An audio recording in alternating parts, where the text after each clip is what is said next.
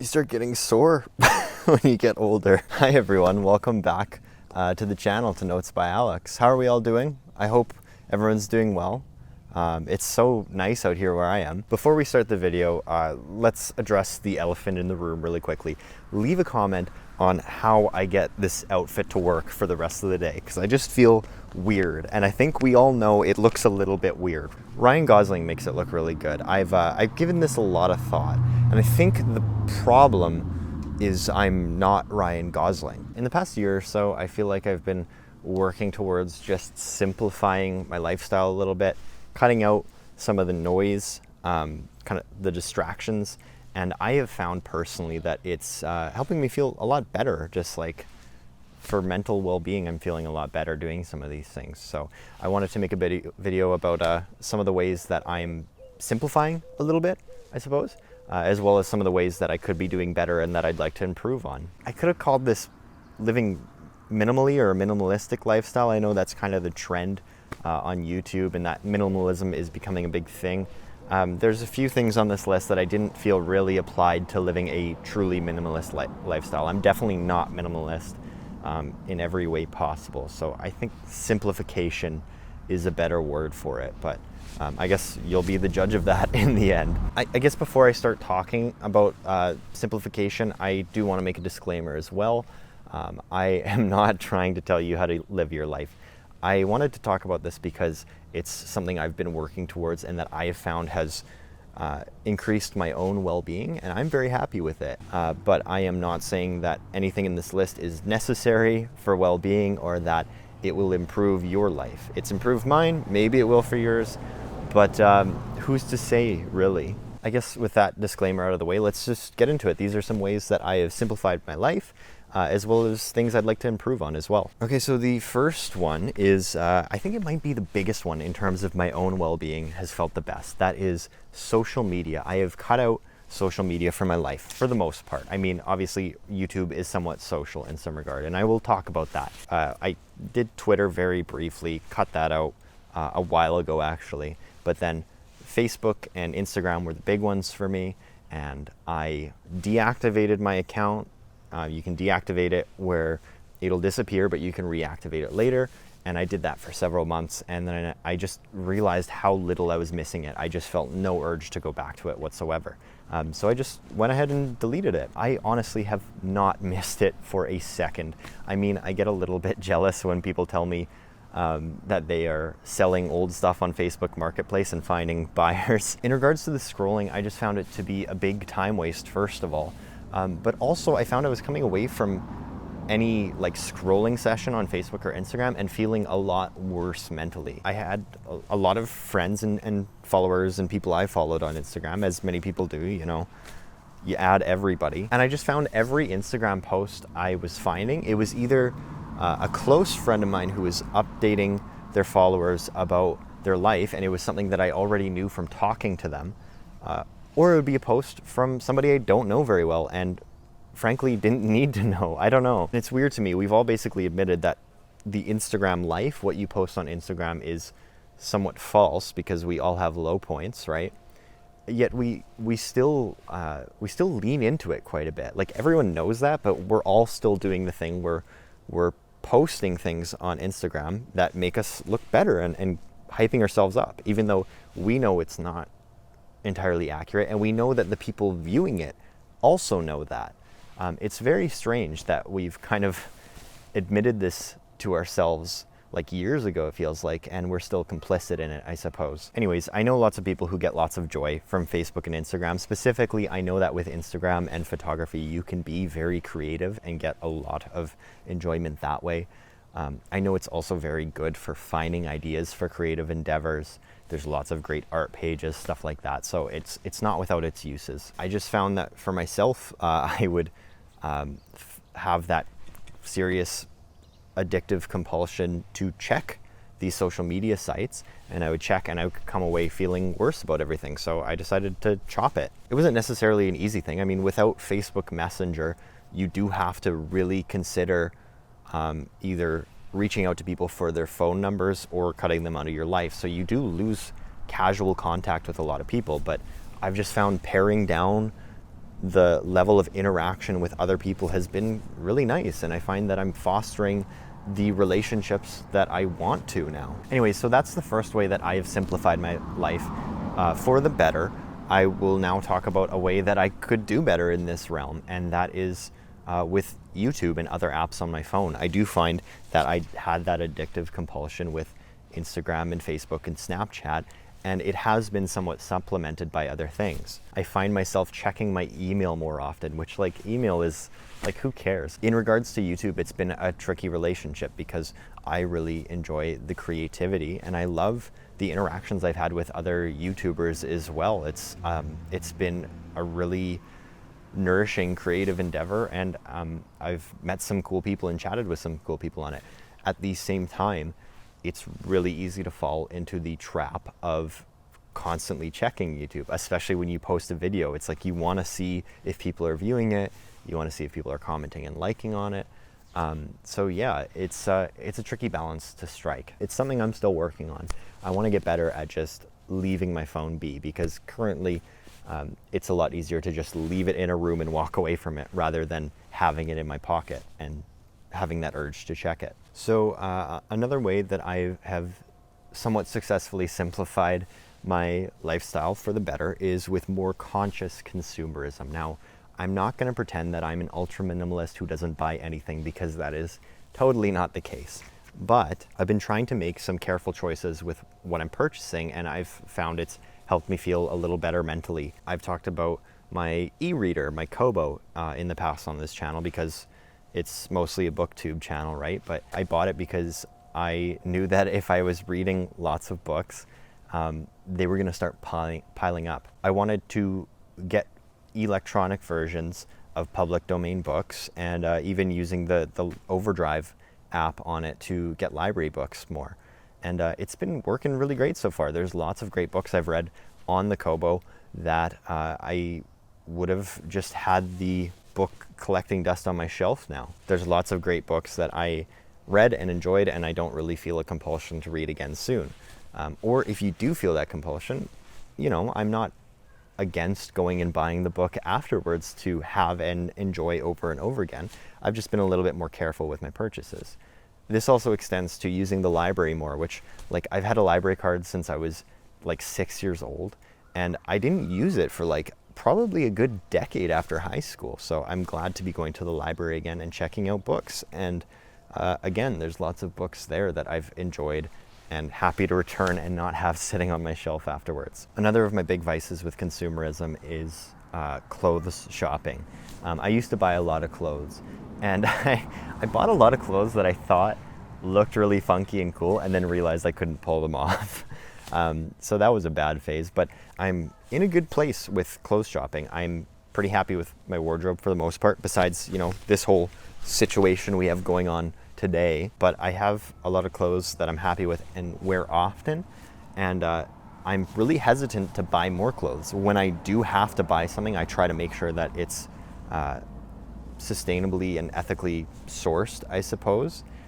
Or if that's not the case, I try to buy secondhand. And I really try to ask myself if I truly need something. I mean, there's lots of cool t-shirts that I think I would enjoy wearing, but at the same time, I have lots of t-shirts. So this constant questioning of, do I need to buy something? I probably overthink it a little too much, but it's been really helpful. Also with electronics, I used the same iPhone until it literally shut down and just like screen turned black, could not turn it back on. Repair place, it was bricked. They decided, we're just gonna throw it away for you. Hopefully they recycled it. When I did buy another phone, I bought it secondhand. I've also been using the same MacBook, I think since 2011, and it's still working really well. I personally upgraded the RAM in it, and I put a solid state drive in it instead of the old hard drive, and it's still running really quickly. It's pretty junky. There's paint spilled on the keyboard, so the backlight is yellow all the time. There's little dings and scratches everywhere. I did have to replace the battery as well, because eventually the battery was going on it. But now I still feel that kind of consumer, that like shopaholic urge to buy the new MacBooks. I mean, the M1 chip is supposed to be amazing, but I just keep telling myself, you don't need it yet. The one you're using is still super fast. I'm not perfect. I am still buying books. I'm still impulse buying books sometimes. I basically learned I cannot go into a used bookstore or else I'm gonna spend money. I do also struggle with unhauling. I find that there's lots of things I own that I can't get rid of even though I don't use them. There's lots of clothes that I have not worn for years and they are sitting there and I cannot bring myself to get rid of them. I also have a really big collection of CDs. I don't listen to CDs, I use Spotify. I have vinyl. I had a little vinyl collecting phase and I find I just don't use it. It's not a hobby that is my thing. I know it brings a lot of joy to lots of people, but I just find I don't use it enough to justify it.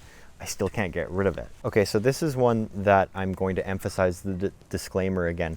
Your mileage may vary. I don't know if this is something that bothers people or will help people in any way, but it has helped me. I am trying to be more okay with silence.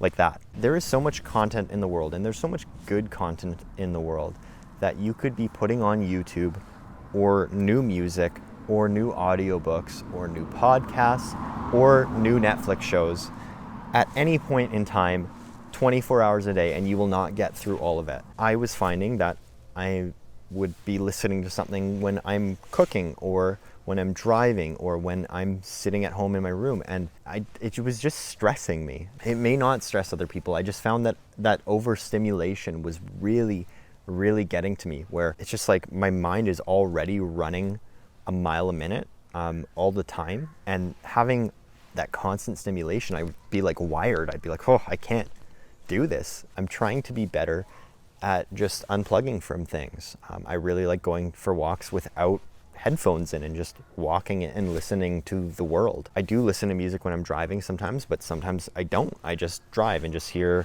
the sound of my car going down the road. That's really nice. Cooking is so wonderful when you're not like listening to a podcast at the same time. I don't know that our brains evolved to have constant noise in our ears all the time. And this is something I still struggle with, so we'll talk about the way I could improve in this respect is to just cut out noise a little more. That's kind of a cop-out because I was talking about how I've been cutting out noise, but I could do it more. The big one for me, and this is embarrassing, is I put The Office on in downtime so much that I have seen The Office, all like 9 seasons of it, I think 4 times, and I'm on my 5th time through. Don't encourage this, people. Whenever I tell people I've seen The Office too many times, they're always like, oh yeah, I love The Office too, and I rewatch it. And I'm like, no, you don't understand. This is not cute anymore. It's a problem. I could be spending my time watching new shows. People have recommended so many shows to me over the years that I have not seen because I've been rewatching The Office when I'm cooking or cleaning or any of that kind of thing. Even just listening to it as I fall asleep. This is making me sound absolutely psychotic, and I swear I'm mostly normal. Anyways, having said that, I'm not going to stop watching The Office. I would just like to be silent more often. This next way that I've simplified my life is, it kind of ties into the silence thing, is just trying to be okay with being bored. I get the sense sometimes that part of the reason why we're inclined to put Netflix on or put a podcast on or listen to music all the time is because we act like boredom is a negative thing. And it can be, but maybe just sitting is just part of what we're supposed to be doing. I don't want to get all like return to a simpler time on you, the way the farmers used to do it. Instead of immediately defaulting to Netflix, it's kind of nice to just sit in your room or in the outdoors and just listen. This is something I am trying to do, and it's been very pleasant so far. The way I'd like to improve in this is to, not get jittery when I'm a little bit bored. I still find I do that. A lot of the time, if I'm, in silence and my phone is in the room, I do still default to picking it up to see if anyone's texted me. It's such a compulsion, and it's a very hard thing to kick. And the last way I have tried to simplify my life is practicing mindfulness and meditation. Now, if you're adding mindfulness and meditation into your life, isn't that the opposite of simplifying your life? Maybe. But I have found that when I spend even just 5 minutes a day practicing mindfulness, it clears my head in a way that allows me to act in a more purposeful but simpler way for the rest of the day. And I found that really helpful. So this addition of this activity has improved my ability to cut out the noise a little bit and simplify. Is that a cop-out explanation? The fifth way I would like to improve my ability to simplify is mindfulness and meditation. How does that make sense? Well, it doesn't. The days where I spend a little bit of time just being aware of my own breathing and just being in the moment and practicing mindfulness, I come away from it feeling very refreshed and ready for the day, I suppose. Now, I don't do it every day. I fall off the wagon quite a bit, and it really is something for me that if I just spent 5 minutes a day in the morning, it would improve my mental health for the better, and I still find that I skip it. So that is a way that I would like to improve as well. If anyone's curious about trying it, getting into it a little bit, there's tons of apps. Headspace is one that lots of people use and really like. I used it for a little bit and enjoyed it. They also have a Netflix series that I'm sure is fine. I haven't checked it out personally because The Office is on repeat in this household. I've tried maybe like 3 or 4 of these mindfulness meditation apps just out of curiosity, just as I was getting into it. And the one I found so far that I've really enjoyed is Insight Timer. I'm not sponsored by them. I'm not making money from suggesting this. Headspace was great, and it was actually a really good way to get into it, to kind of get a sense of what mindfulness and meditation is all about and to kind of teach you the basics, but you do have to pay for it at one point. Insight Timer is completely free, except if you want to donate, I believe. And there's just lots of different guided meditations on there that are really nice. They're categorized by, do you want to relax? Do you want help falling asleep? Do you want to clear your mind? I don't know. There's lots of different categories on what you want to be doing with this meditation. And then there's tons and tons of guided meditations on there that for the most part are really good. You get a couple, well, you get some that don't work for you as much, but in general, the content quality is very high. And even if you just want to practice mindfulness on your own, there's just a timer on there and you just set the timer and just go in silence, which is a nice option as well. When you set that timer, it does sync up with the, I know the iPhone Health app to log how much mindfulness minutes you've logged in a day. Now, I'm not saying that you need to log that. It is kind of gamifying something that is ultimately your well-being. But if anyone's curious and they want kind of that guidance to get going with it, just to give it a try, I think Insight Timer is a good way to go. That's the video. That's all I have. That's 5 ways that I have simplified my life and as a result have felt a lot better, as well as 5 ways that I would like to improve. Let me know what you thought of this one. These are things that worked for me. Have you tried any of these? Have they worked for you in the past? Maybe the opposite has worked for you. I mean, I'm trying not to buy books. I know some people really love books and get very defensive when people say to go to e-reader, which is fair, you know. Everyone gets happiness and wellness from different things. So tell me how you are actively improving your own well-being. Thank you for watching if you made it this far. I hope you will comment, and hopefully I'll see you again soon. Take care.